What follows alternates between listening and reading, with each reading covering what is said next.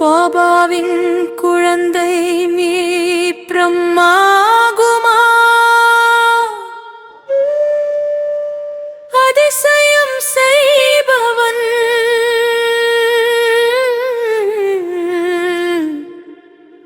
அற்புதம் செய்பவன், கோடியில் ஒருவன் பிரம்மாகுமார்.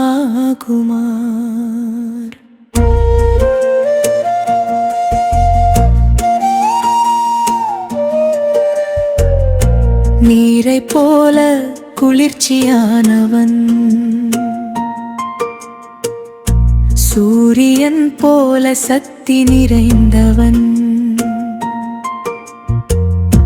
அக்கினி போல தீவிரமானவன்,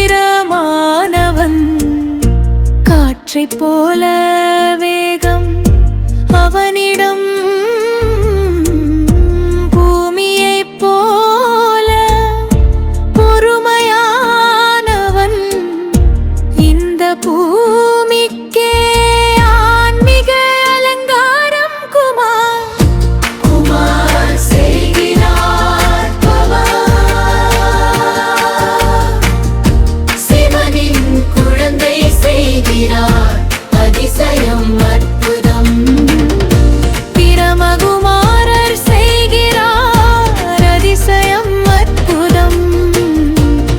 இறைவனின் குழந்தை அதிசயம் செய்பவன்.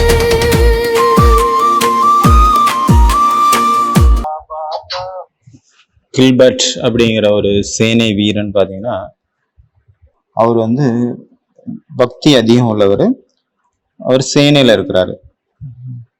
அவர் தீர்த்த யாத்திரை போறாரு, ஹோலி லேண்டுக்கு போறாரு. அங்க அவருடைய பழைய எதிரி ஒருத்தர் அவரை பிடிச்சிக்கிறாரு, அரெஸ்ட் பண்ணிடுறாரு. அரெஸ்ட் பண்ணி ரொம்ப நாளைக்கு அவரை ஜெயில வச்சிருக்காரு.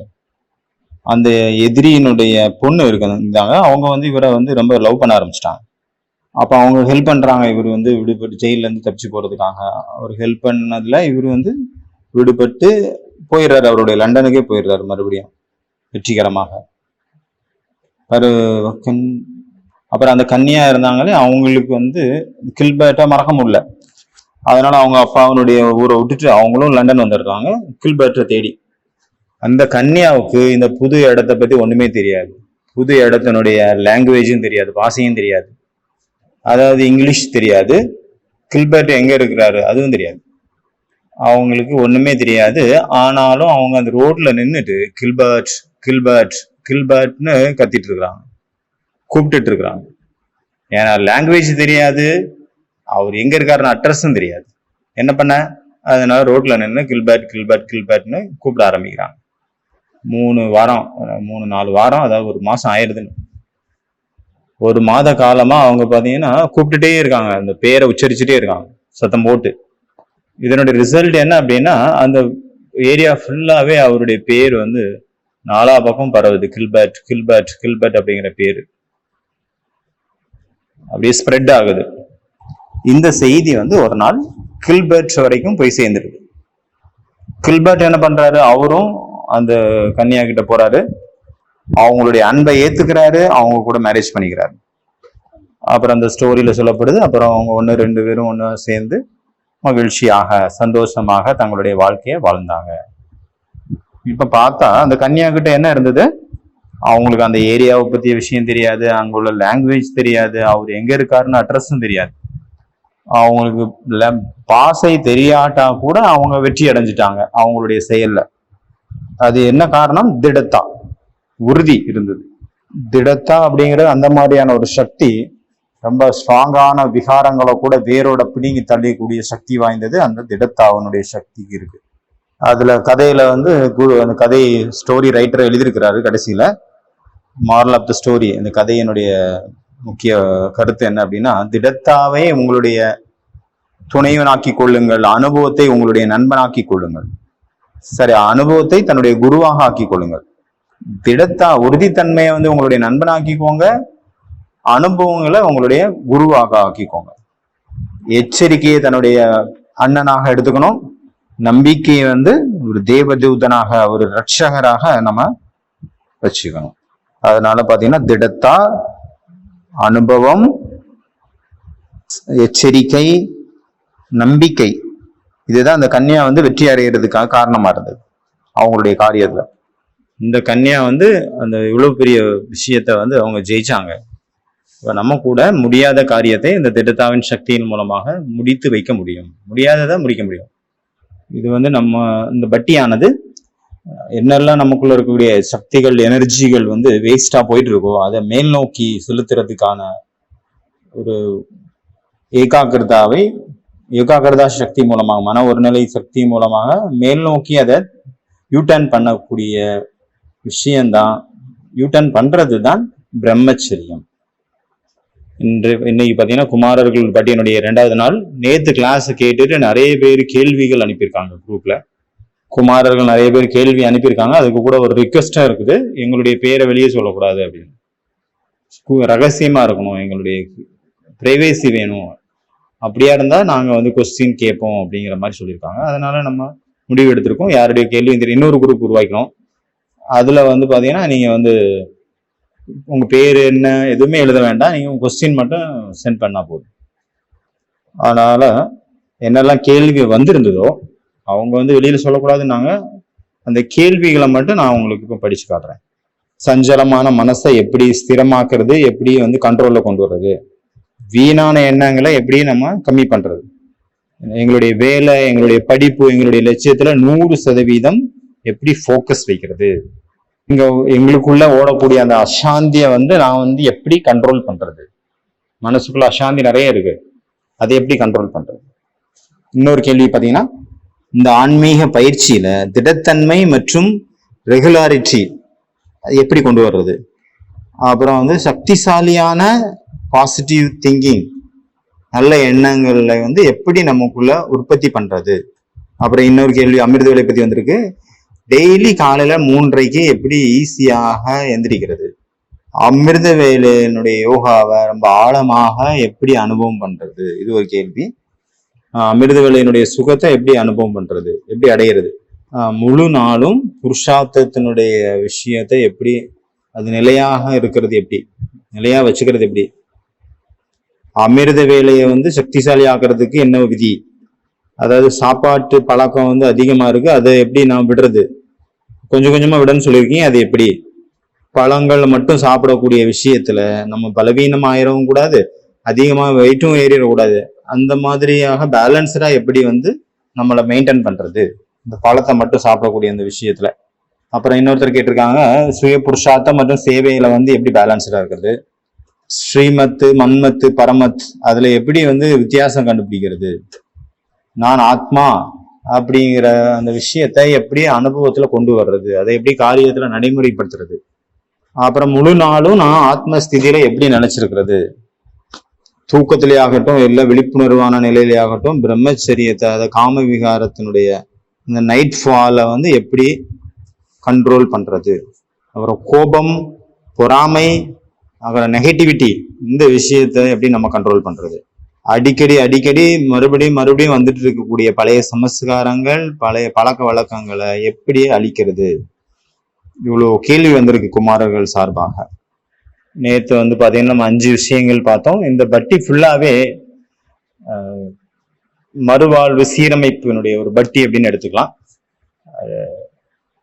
நம்ம நச்சுத்தன்மை, நம்மளுடைய தீய பழக்க வழக்கில் வந்து எப்படி விடுபடுறது அப்படிங்கிறதுக்கான பட்டி. இந்த பட்டி ஆத்ம சுய சோதனைக்கான ஒரு பட்டி. இது ஒரு புது புரட்சியினுடைய ஒரு பட்டி. இந்த பட்டி பிரம்மச்சரியத்தினுடைய பட்டி. இது வந்து ஸ்ரீமத்தினுடைய பட்டி. இந்த பட்டி தன்னைத்தானே கண்ட்ரோல் பண்ணக்கூடிய சக்தி, அது எடுக்கக்கூடிய பட்டி. அதனால இந்த பட்டியில தன்னைத்தானே ஃபர்ஸ்ட் உட்கார வைக்கணும்.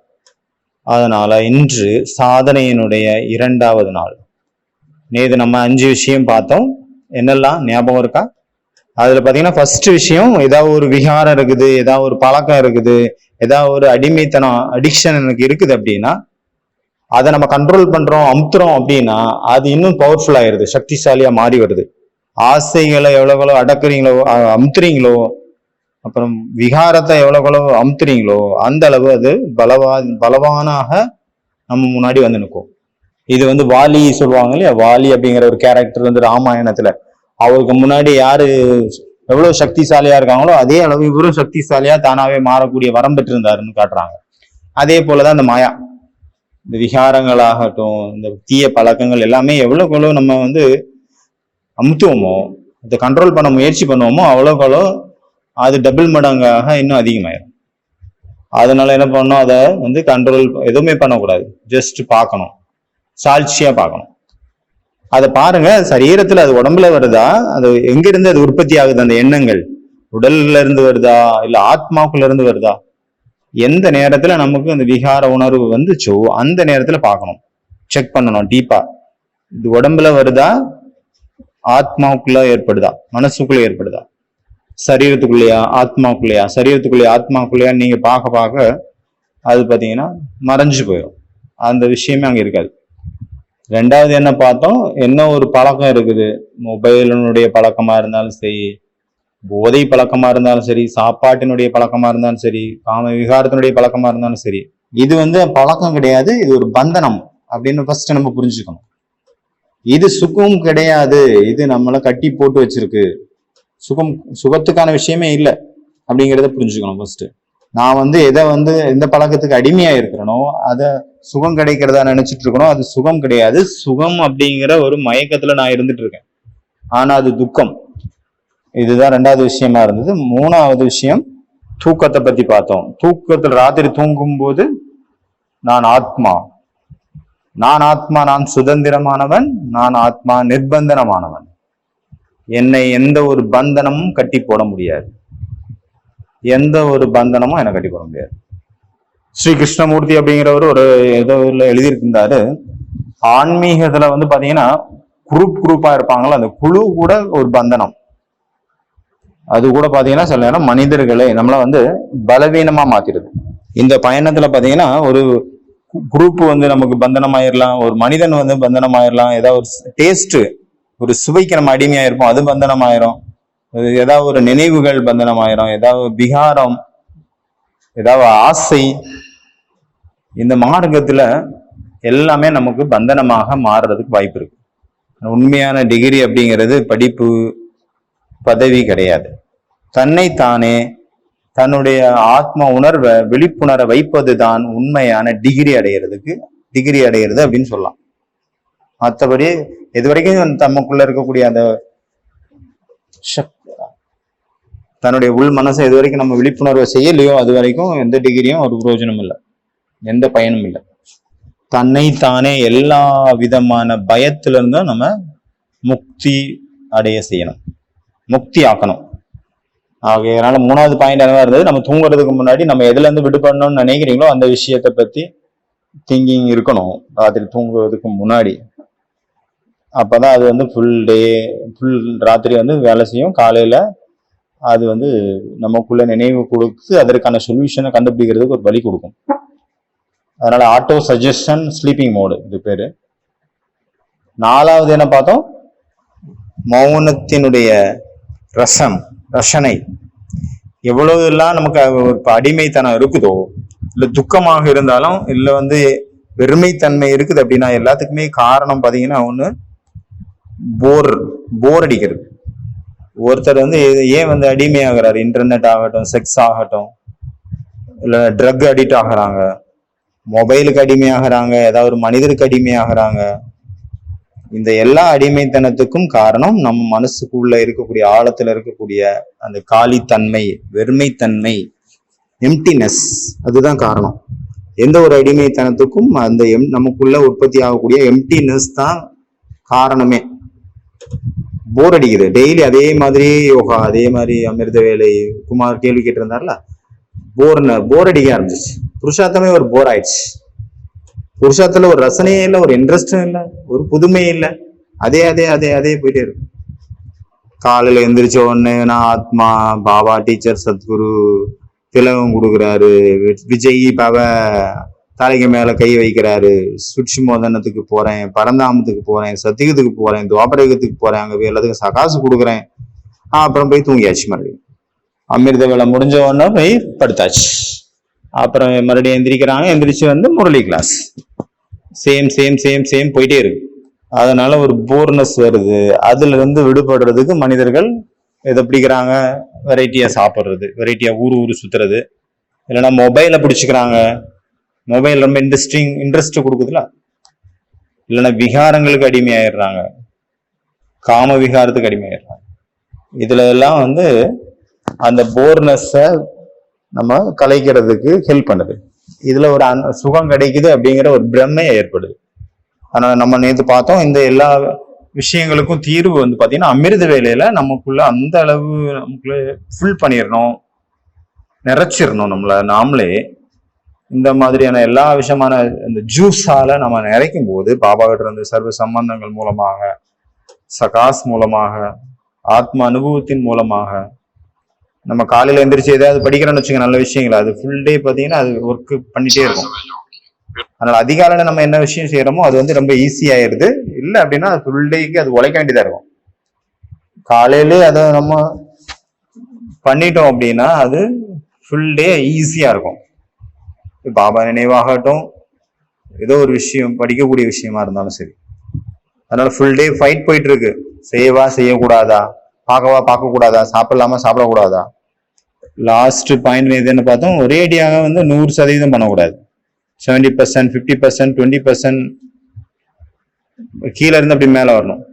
ஏன்னா நம்ம பார்த்தா நேற்றைக்கு மனசுக்கு பார்த்தீங்கன்னா திடீர்னு ஒரு மாற்றத்தை நீங்க கொடுத்துட்டீங்கன்னா 100% ஒரு மாற்றத்தை கொண்டு வந்துட்டீங்க, அது வந்து அது பிடிக்காது, அது ஒத்துக்காது, அது ஏத்துக்காது. கொஞ்சம் கொஞ்சமா தான் அதை பழக்கப்படுத்தணும். அதனால இன்னைக்கு நம்ம 5 விஷயங்கள் பார்க்கலாம். ஃபர்ஸ்ட் பாயிண்ட் பார்த்தீங்கன்னா டீகன்ஸ்ட்ரக்ஷன் அர்ஜ், அதாவது ஆசை.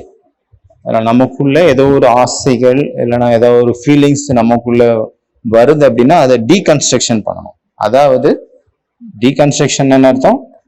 நமக்குள்ள என்ன எல்லாம் பழக்கம் இருக்குதோ அதை வந்து நம்ம வந்து ஒரு பழக்கமாக, ஒரு அடிமைத்தனமாக புரிஞ்சுக்காம அது ஒரு ஃபீலிங்ஸ், ஒரு உணர்வு, ஒரு உணர்ச்சி அப்படிங்கிற விதத்துல புரிஞ்சுக்கணும்.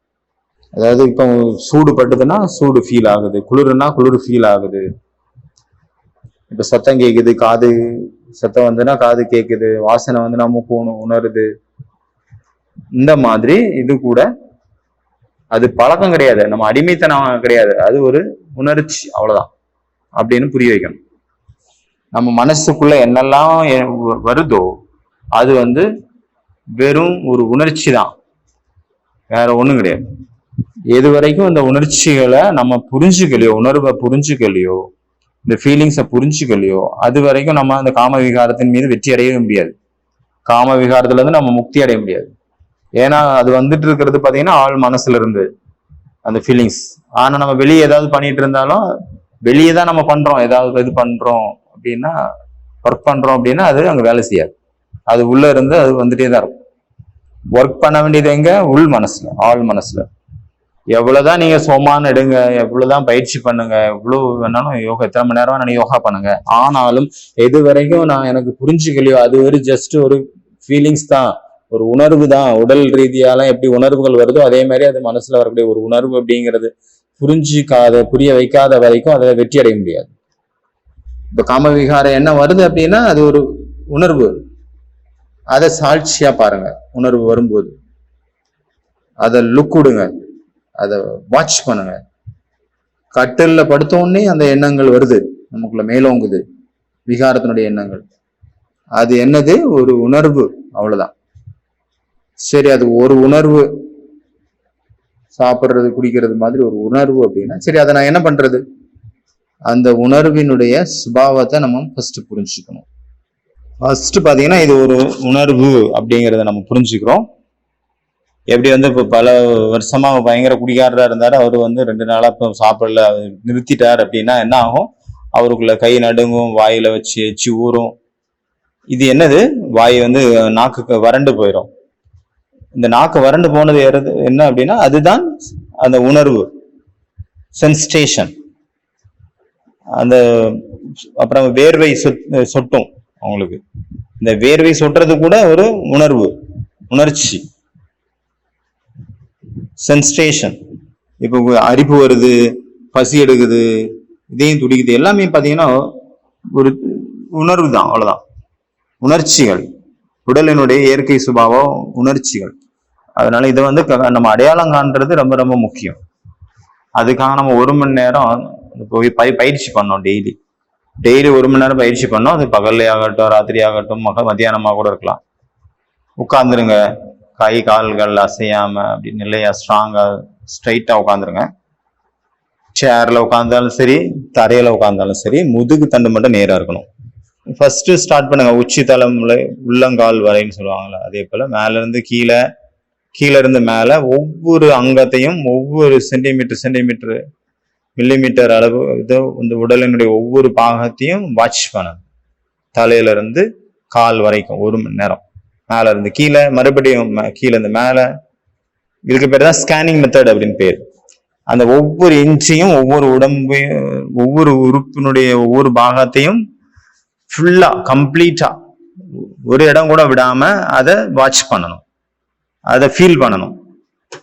ஒரு பிட்டு கூட மிஸ் ஆயிடக்கூடாது. எல்லா இடத்தையும் ஸ்கேன் பண்ணணும், பார்க்கணும் அதுல என்ன இருக்கு.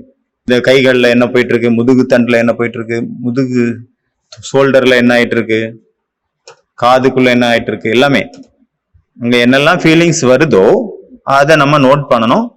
இது வந்து ஒரு உணர்ச்சி. எப்படி அரிப்பு வருதுல்ல, கை காதுல அரிக்குது, மூக்கு அரிக்குது, கை கால் எல்லா இடத்துலயுமே அரிக்குது. அதே மாதிரி என்னெல்லாம் வருதோ எல்லாத்தையுமே நோட் பண்ணணும்.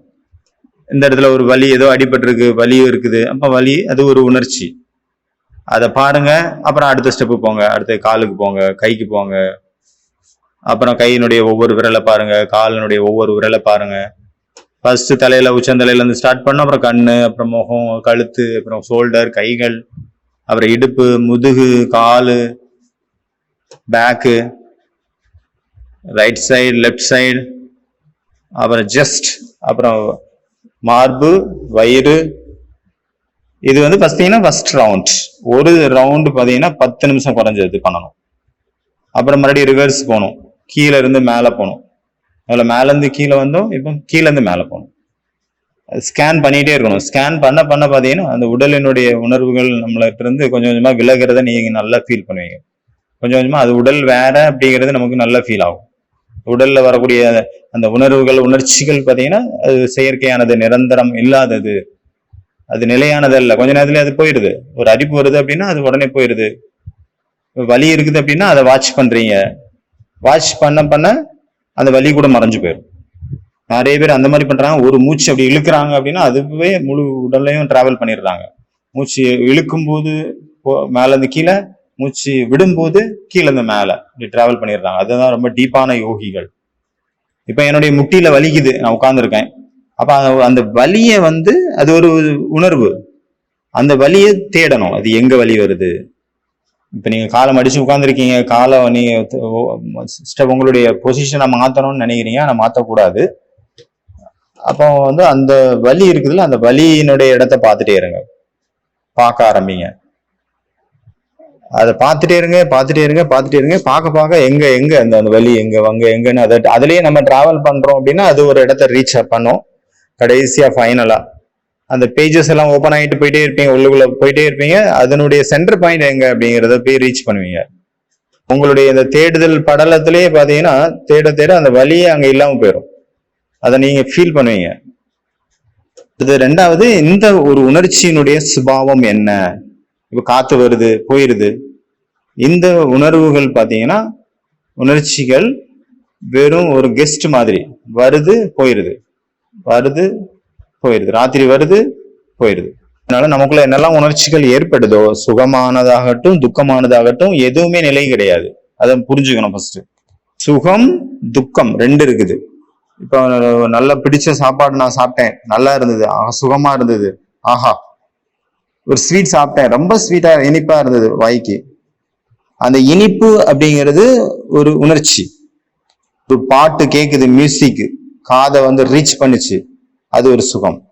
அது ஒரு சப்தம் வருது, அது வந்து நம்மளுடைய இந்திரியங்களை அப்படி மோதுது. வெளியில இருந்து பாட்டு வந்தது, காதை வந்து மோதுச்சு, அதாவது டச் பண்ணுச்சு, தொட்டுச்சு. பாட்டு உங்களை தொட்டுச்சு, அப்புறம் அந்த ஸ்வீட் உங்களை தொட்டுச்சு. இப்ப 5 இந்திரியங்கள் இருக்குது அப்படின்னா 5 விஷயங்கள் அதுல வந்து மோதுது.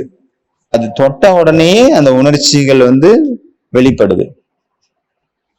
அது 2 விதமான உணர்ச்சி, ஒன்னு சுகம், இன்னொன்னு துக்கம். இல்லைன்னா இன்னொன்னு மூணாவது இருக்கு நியூட்ரல், எந்த சுகமும் இல்லை துக்கமும் இல்லை. இதுல மூணாவது விஷயம் புரிய வேண்டியது என்ன அப்படின்னா, இது ரெண்டுமே சுகமானதாகட்டும் துக்கமாக ஆகட்டும், அந்த உணர்வுகள் உணர்ச்சிகள் வருது அப்படின்னா அது நிலையானது கிடையாது, டெம்பரரி. அதுதான் உண்மை. இந்த டெம்பரரியா வரக்கூடிய விஷயத்துக்கு நம்ம அடிமையாயிடக்கூடாது. எனக்கு பொறாமையே வேண்டாம், வெறுப்பும் வேண்டாம். இப்போ யாரோ ஒருத்தவங்க நல்லா புகழ்ந்தா ஆஹா அப்படின்னு உங்களுக்கு ஒரு உள்ளுக்குள்ள ஒரு சந்தோஷம் வருது. அப்ப அந்த விஷயத்த பிடிச்சு வச்சுக்குது. இதுல 2 விஷயம், ஒண்ணு பிடிச்சிருக்குது, ஒண்ணு பிடிக்கல. யாராவது வந்து இகழ்றாங்க, அது பிடிக்கல, அதுக்கு மேல வெறுப்பு. புகழ்றாங்க, அது பிடிச்சிருக்கு, அதுக்கு மேல விருப்பம். ஒரு யோகி வந்து ரெண்டுலயும் ஏன் எப்படி சமமா இருக்கிறாரு அப்படின்னா, அவர் உள்ளுக்குள்ளேயே ப்ரோக்ரஸ் போயிட்டு இருக்கு. அவருடைய ப்ரோக்ரஸ் உள்ளுக்குள்ளேயே ஒர்க் நடந்துட்டு இருக்கு. அந்த யோகிக்கு தெரியும் இந்த சப்தம், இந்த புகழினுடைய வார்த்தைகளும் நிலையானது கிடையாது, இந்த சாப்பாட்டினுடைய உணவினுடைய டேஸ்டும் நிரந்தரமானது கிடையாது, இந்த டேஸ்ட் எல்லாமே வந்து நிலையானது கிடையாது. அதே மாதிரி விகாரம் கூட நிலையானது கிடையாது. காம விகாரம், உங்க கண்ணுக்கு தெரியுது அழகான ரூபம், அது கூட நிலையானது கிடையாது. இதே போலதான் அந்த காம விகாரம் கூட, அதுல வந்து பாத்தீங்கன்னா சடனா டோபோமின் அப்படிங்கிற, நேத்து பார்த்தோம்ல, டோபோமின் அப்படிங்கிற அந்த கிளான்ஸ், அந்த சுரப்பி வந்து சடனா இன்ஸ்டன்டா அது ஓப்பன் ஆயிடுது. அதனால அந்த சீன் அப்படியே, அந்த டோபோமின் வரக்கூடிய அந்த சீன் அப்படியே மைண்டுக்குள்ள நல்லா உட்காந்துக்குது. ஏன்னா அதிக அளவு சுகம் கொடுத்துருச்சுல அந்த டைம். அதனால எப்பெல்லாம் அவங்க லைஃப்ல வந்து போர் அடிக்குதோ, துக்கம் வருதோ, அப்ப அந்த சீன் ஞாபகம் வருது. அந்த மனுஷன் மேல அட்டாச்மெண்ட் கிடையாது. ஏன்னா நமக்கு வந்து நினைவு வந்து மனிதனை வராது. அந்த நேரத்துல அந்த மனிதன் மூலமாக ஒரு டோபோமின் கிடைச்சது இல்ல, அந்த டோபோமின் தான் அவங்களை இழுக்குது ஒவ்வொருத்தரையும். இதுக்கு பேர் தான் செக்ஷுவல் ஃபேண்டசிஸ். அதுதான் இழுக்குது. அந்த மனிதன் இழுக்கல, மனிதன் நம்மளை இழுக்கல, அந்த மனிதனால கிடைத்த அந்த உணர்ச்சிகள், அந்த உணர்வுகள், டோபோமின், அந்த தருணம், அதுதான் நம்மளை இழுக்குது. அதனால இந்த விஷயத்த நீங்க நல்லா புரிஞ்சுக்கணும். எது வரைக்கும் நீங்க இதை புரிஞ்சுக்கலையோ அது வரைக்கும் நான் பிரம்மச்சரியமா இருப்பேன், நான் காமமகா எதிரி, அதுல நான் வெற்றி அடையணும் அப்படி இப்படின்ட்டு எதையாவது ஸ்பீச் பண்ணிட்டு இருந்தாலும் ஒண்ணும் நடக்காது. எது வரைக்கும் நம்ம புரிஞ்சுக்கணும். அது ஜஸ்ட் ஒரு உணர்வுகள் தான். சாப்பிடும் போது எப்படி நாக்கு டேஸ்டி ஸ்வீட் ஃபீல் ஆகுதோ, அதே போல அந்த உடல்ல வரக்கூடிய ஒரு உணர்வு தான், ஜஸ்ட் உணர்வு, அதுவே லைஃப் கிடையாது அப்படிங்கிறத புரிஞ்சுக்கணும். டெம்பரரியான ஒரு உணர்ச்சி, நிலையானது கூட கிடையாது, நிரந்தரமானது கூட கிடையாது, அது ஒரு செகண்டுக்கானது தான். அப்படிங்கிறத இந்த நம்ம புரிஞ்சிக்காத வரைக்கும் அதை வின் பண்ண முடியாது. அதனால இந்த ஆசையை துண்டு துண்டு ஆக்கிடுங்க. துண்டு துண்டு ஆக்கிட்டு அதுக்குள்ள டீப்ல போங்க. 5 கொஸ்டின், ஏன், எதுக்கு, எப்படி, யாரு, இது ஏன் வந்தது, ஓகே இந்த காரணம், இது ஏன் நடக்குது, இது எப்படி வந்தது, ஓகே இது ரீசன், அப்படின்னு ஒவ்வொன்னா உள்ள போகணும். என்னுடைய மனசு வந்து துக்கத்துல வந்து சூழுது, ஏன் வருது, ஏன்னா ஒருத்தர் இருந்தாரு, ஹஸ்பண்டுங்கிற பேர்ல ஒருத்தர் இருந்தாரு, அவர் வந்து இறந்து போயிட்டாரு, இல்ல டிவோர்ஸ் கொடுத்துட்டு போயிட்டாரு, அதனால அவருடைய நினைவு வருது, அதனால அவர் இல்லை அப்படிங்கிறதுனால அந்த துக்கத்தினுடைய அலைகள் வருது. ஓகே, அடுத்தது நெக்ஸ்ட். இந்த மாதிரி டெப்த்ல போயிட்டே இருக்கணும். நமக்குள்ள என்னெல்லாம் அந்த கொஸ்டின்ஸ் வருதோ அந்த கொஸ்டின்ஸுக்கெல்லாம் ஆன்சர் கொடுத்துட்டே போகணும். ஆன்சர் கொடுக்கதான் அந்த கொஸ்டின்ஸ் போயிடும், விடை பெறும். இல்லைன்னா கொஸ்டின்ஸ் இருந்துட்டே இருக்கும். அப்புறம் இன்னும் டீப்ல போங்க, எதனால இந்த மாதிரி நடந்தது, ஏன்னா கணக்கு இருந்தது, அந்த கணக்கு முடியணும்னு இருந்தது, அந்த தருணம் வந்தது, முடிஞ்சோன்னா கணக்கு முடிஞ்சோன்னா சரீரம் விட்டு போயிடுச்சு அந்த ஆத்மா. இப்ப நான் தனியா இருக்கேன், அந்த ஆத்மா வேற இடத்துல இருக்கு. ஏன்னா முடிஞ்சிருச்சு, கணக்கு வேற இல்ல. கணக்கு முடிஞ்சிருச்சுன்னா அப்ப அந்த ஆத்மாக்கள் அங்க இருக்காது இல்லையா? என்னெல்லாம் நடக்குதோ எல்லாமே கணக்கு. அந்த கணக்கு முடிஞ்சிச்சுன்னா அப்புறம் நம்ம மீட் பண்ணவே மாட்டோம் அவங்கள. இப்ப நமக்கு என்ன தோணும், முதல்ல துக்கமா இருக்கிறது, இந்த மாதிரி நம்ம கொஸ்டின்ல இந்த மாதிரி வந்து நமக்குள்ள ஆன்சர் கிடைச்சிட்டே இருக்கும்போது நம்ம குஷியினுடைய நிலைக்கு வந்துடுவோம். மாறிடுச்சுல, துக்கமா ஃபர்ஸ்ட் ஆரம்பிக்கும் போது துக்கமா இருந்தது, அப்புறம் அது சுகமாயிடுச்சு. லாஸ்ட்ல நல்லதாச்சு, அந்த ஆள் சரீரம் விட்டு போனாரு, இல்லைன்னா அந்த மாதிரி ஒரு ஆன்சர் வந்துடும். இப்ப 2வது பாயிண்ட் பாத்தீங்கன்னா ரீப்ளேஸ்மெண்ட். எந்த ஒரு பழக்கம் நம்ம மாத்தணும் இருக்கோ அதனுடைய ரீப்ளேஸ்மெண்ட் கொண்டு வரணும். இப்ப இதுல வந்து எனக்குள்ள ஒரு பழக்கம் இருக்குது, எனக்கு பீடி சிகரெட் இல்லைன்னா ஏதாவது ஒரு போதையினுடைய பழக்கம் இருக்குது அப்படின்னா அதை ரீப்ளேஸ் பண்றதுக்கு அதுல ஏன் அதுக்கு அடிமையா இருக்கிறோம்னா டோப்போமின் கிடைக்குதுன்னு பார்த்துட்டோம். அந்த டோப்போமினும் இயற்கையின் மூலமாவும் கிடைக்குது, சங்கீதத்தின் மூலமா கிடைக்குது, எக்ஸசைஸ் மூலமா கிடைக்குது, ரன்னிங் மூலமா கிடைக்குது. ரன்னிங் பண்றவங்களை பாருங்க, ரன்னிங்க்கு அடிமையா இருப்பாங்க, ஜிம்மு போறவங்க, அதுல எல்லாம் டோப்போமின் கிடைக்குது. இந்த மாதிரி பாசிட்டிவான விஷயங்கள்ல நிறைய டோப்போமின். புதுசா கவிதை எழுதுறாங்க, மியூசிக் டைரக்டர் மியூசிக் பாடுறது, இந்த மாதிரி நிறைய விஷயத்துல பாத்தீங்கன்னா புது புது கலைகளை நம்ம கத்துக்கும் போது அதுல இருந்து நமக்கு டோப்போமின் கிடைக்குது. அது நல்ல பாசிட்டிவானது. இப்ப நான் நிறைய ஆத்மாங்களுக்கு சேவை பண்ணுங்க, சேவை பண்ணும்போது கூட நிறைய பேருக்கு இருந்த ஆசீர்வாதங்கள் நமக்குள்ள டோப்போமினை கிரியேட் பண்ணும். இந்த டோப்போமின் சுரப்பி அப்போ ஆக்டிவேட் ஆயிடும். யாருக்காவது சேவை பண்றோம், ஹெல்ப் பண்றோம் அப்படின்னா தானாகவே அந்த டோப்போமினுடைய ஒரு அருவி கொட்ட ஆரம்பிச்சிருது. சேவை பண்ணும்போது குஷி கிடைக்குது இல்ல, ஃபுல் டே சேவை பண்ணிட்டே இருக்கீங்க, அப்ப எவ்வளவு குஷி கிடைக்கும், அப்ப எவ்வளவு டோப்போமின் கிரியேட் ஆகும், எவ்வளவு திருப்தி அடையும் ஆத்மா. புதுசா ஏதாவது விஷயங்களை கத்துக்கோங்க, புதுசா ஏதாவது பண்ணுங்க, அப்போ அதுல கூட டோப்போமின் கிடைக்கும், சந்தோஷம் கிடைக்கும். அதே பண்ணிட்டு இருந்தா கூட போர் அடிச்சிடும். இப்ப தோட்ட வேலை செய்யறது ஆகட்டும், இல்லைன்னா டிராயிங்கு, இல்லைன்னா டிரைவிங்கு, ஏதோ ஒண்ணு யாருக்கு வந்து ஆர்வம் இருக்கோ அவங்க கண்டிப்பா அந்த நிலையை அடைஞ்சிருவாங்க. எப்படி வந்து அந்த கன்னியாவனுடைய ஸ்டோரியை பார்த்தாலும் அவங்க கில்பர்ட்டை வந்து லண்டனை பத்தியும் தெரியாது, அந்த கில்பர்ட் எங்க இருக்காருன்னு அட்ரஸும் கிடையாது, ஆனாலும் கண்டுபிடிச்சிட்டாங்கல்ல. அதே மாதிரி யாருக்கு கிடைக்கணும், அடையணும் அப்படின்ட்டு உறுதி இருக்குதோ அவங்களுக்கு எப்படியாவது போய் ரீச் பண்ணிடுவாங்க. அடுத்தது பாத்தீங்கன்னா ஐடென்டிட்டி ஷிஃப்ட். எப்போ வந்து எனக்கு ஏதாவது ஒரு மனிதருடைய நினைவு வருது, நினைவு வந்து என்ன உறுத்துது, வாட்டுது, இல்லைன்னா ஏதாவது ஒரு பழக்கத்துக்கு நான் அடிமையா இருக்கிறேன் அப்படின்னா அது ஃபேஷனான விஷயமா இருக்கலாம், இல்லை பேர் புகழுக்கு அடிமையானதா இருக்கலாம். ஐடென்டிட்டி ஷிஃப்ட் அப்படின்னா சொமான்ல இருக்கிறது. ஒரு மாதாஜி இருந்தாங்க, மதுபன்ல இருந்து சேவை பண்ணிட்டு இருக்கிறாங்க, அவங்க வந்து பாபா நினைவுல தான் பண்ணிட்டு இருந்தாங்க. திடீர்னு பாத்தீங்கன்னா அவங்களுடைய பேருடைய நினைவு வந்துருச்சு, அவங்க கண்ணுல இருந்து கண்ணீர் வந்துருச்சு. அப்ப என்னாச்சு, அவங்க ஐடென்டிட்டி மாறிடுச்சு, ஷிஃப்ட் ஆயிடுச்சு. அவன் ஆத்மா, நான் சேவாதாரி, பாபாவுடைய குழந்தை அப்படின்ட்டு அந்த நிலையில இருந்தவங்க திடீர்னு என்ன ஆயிட்டாங்க, இந்த ரொட்டி பண்ணிட்டு இருக்கேன் நான் ஆத்மா, அந்த ரொட்டியை சாப்பிட்றவங்க தூய்மையாவாங்க அப்படிங்கிற நிலையில இருந்தவங்க திடீர்னு பாத்தீங்கன்னா அவங்க பேரனுடைய நினைவு வந்துச்சு. அப்ப அவங்களுடைய ஐடென்டிட்டி, அவங்களுடைய அடையாளம் மாறி போயிடுச்சு. அந்த நேரத்துல நான் ஒரு தாய் அப்படிங்கிற நினைவு வந்துச்சு, இல்லைன்னா தேகாயமானம் வந்துச்சு. நான் வந்து ஒரு பாட்டி, என்னுடைய பேரன் அப்படிங்கிற நினைவு வந்துச்சு. இதுதான் வந்து பாத்தீங்கன்னா ஷிஃப்ட். ஒரு செகண்ட்ல எப்படி இருந்த ஸ்டேஜ் எப்படி ஆயிடுச்சு பாருங்க. ஒரு செகண்ட்ல கண்ணீர் வர வச்சிருச்சு. சுகஸ்வரூபமா இருந்தவங்கள துக்கஸ்வரூபமா மாத்திடுச்சு, அந்த தன்னுடைய ஐடென்டிட்டி மறந்ததுனால. அதனால பாத்தீங்கன்னா நம்ம சாப்பிட்றதுக்கு முன்னாடி திருஷ்டி இல்ல யோகா ரொம்ப முக்கியம். ஏன்னா ஒவ்வொரு யாரு சமைக்கிறாங்க, எந்த மாதிரி நிலையில சமைக்கிறாங்களோ அவங்களுடைய உணர்வுகள், உணர்ச்சிகள், அவங்களுடைய வைப்ரேஷன் அதுவும் நமக்குள்ள மறைமுகமாக பிரவேசம் ஆகுது. அதனாலதான் சாப்பிட்றதுக்கு முன்னாடி பாபாவுடைய நினைவு ரொம்ப முக்கியம், பாபாவுக்கு போகு வைக்கிறது ரொம்ப முக்கியம் அப்படின்னு சொல்றாங்க. அடுத்து லாஸ்ட் பாயிண்ட் பாத்தீங்கன்னா பவர் ஆஃப் த மூமெண்ட். இது பாத்தீங்கன்னா நேத்து நம்ம பார்த்தது போலவே உள்ள ஒரு பாயிண்ட், ஆனா கொஞ்சம் வித்தியாசம். நேற்று பார்த்தோம்னா நான் வந்து இப்ப நினைக்கிறேன், நான் வாழ்க்கை ஃபுல்லா நான் இதை பண்ண போறேன் அப்படின்னா திடீர்னு ஒண்ணு அது வரைக்கும் பண்ணல, திடீர்னு உங்களுக்குள்ள ஒரு முடிவு எடுத்துட்டீங்க, 4ல இருந்து நான் 2 மணிக்கு எந்திரிப்பேன் அப்படின்னா ஒரேடி அது பயந்துரும். நாளைக்கு எந்திரிச்சிரும் முத நாள் ஊக்கம் உற்சாகம் இருக்கிறனால, ஆனா அது பயந்துரும் ரொம்ப. அப்புறம் எந்திரிக்கவே செய்யாது. ஆனா கடவுளே 2 மணிக்கா அப்படின்ட்டு அந்த ஒரு எண்ணத்தை கொண்டு வந்துடும், பயந்துச்சு அப்படின்னு அர்த்தம். அதனால வாழ்க்கை ஃபுல்லா அப்படின்னு சொல்லக்கூடாது, ஒரு நாளைக்கு 2 நாளைக்கு அப்படின்னு சொல்லணும். நான் வந்து ஒரு வாரத்துக்கு இப்படி பண்ணுவேன், இல்ல 2 நாளைக்கு பண்ணுவேன், இல்ல 3 நாளைக்கு பண்ணுவேன். சரி பிரம்மச்சரிய பாலனைன்னு வச்சுக்கோங்க, நான் 5 மணி நேரம் இப்போ பிரம்மச்சரியத்தை பாலனை பண்ணுவேன், அப்புறம் அது போதும், அதுக்கு பிறகு பார்த்துக்கலாம் பின்னாடி அப்படின்னு சொல்லணும். ஒருவேளை நீங்க இப்படி சொல்லிட்டீங்க, நான் பீஷ்ம பிதாமகன் போன்ற என்னுடைய வாழ்வை ஃபுல்லா நான் பிரம்மச்சரியமாக இருப்பேன், இது என்னுடைய பீஷ்ம உறுதிமொழி, பீஷ்மர் வந்து உறுதிமொழி எடுத்தது மாதிரி எடுத்தீங்கன்னா அது பயந்து போயிடும் மனசு. அது செய்யவே பயந்து தடுமாறும், பயப்படும்.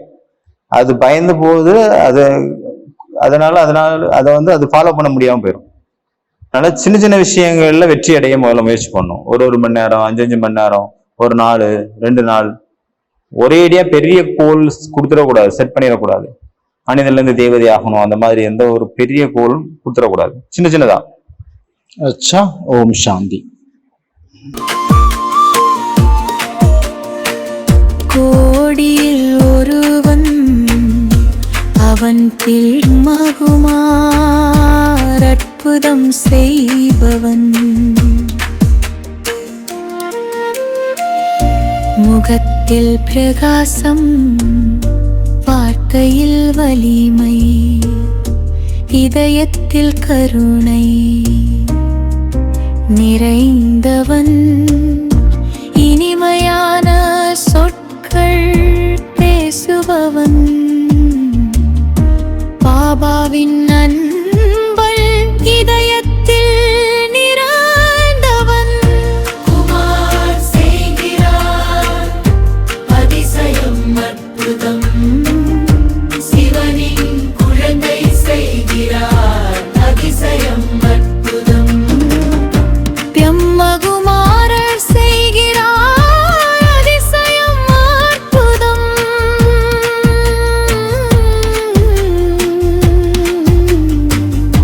பாபாவின் குழந்தை அதிசயம் செய்பவன். கோடியில் ஒருவன் பிரம்மகுமார் அற்புதம் செய்பவன். ஞானத்தில் கணேசன், சக்தியில் பீமன், இலட்சியத்தில் அர்ஜுனன்.